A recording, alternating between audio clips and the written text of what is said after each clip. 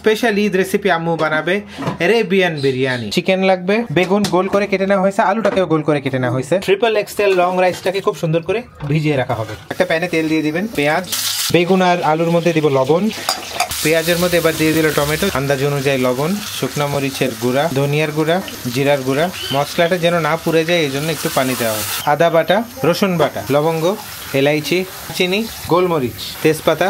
মশলা কষানো শেষ, এবার দিয়ে দিব চিকেন, গরম মশলার গুঁড়া, আর একটা ফ্রাই প্যানে তেল,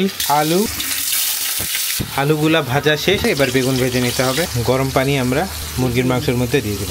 বেগুনগুলো এবার ভেজে নেওয়া শেষ। আমাদের চিকেনগুলো 80% কুক হয়ে গেছে। মশলাটাকে এখন ছেঁকে নিতে হবে, আমাদের জাস্ট এটার পানিটা দরকার।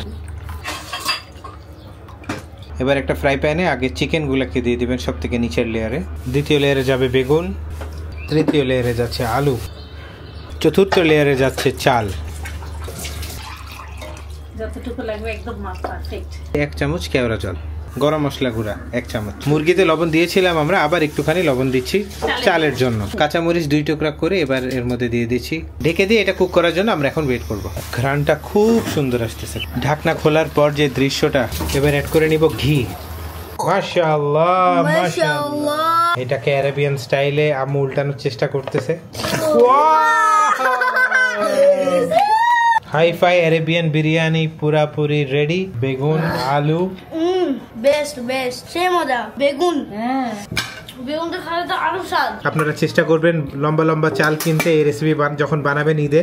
ওই গ্রেভি দেওয়ার জন্য রাইসটা এত জুসি হয়েছে আর এত ফ্লেভারফুল।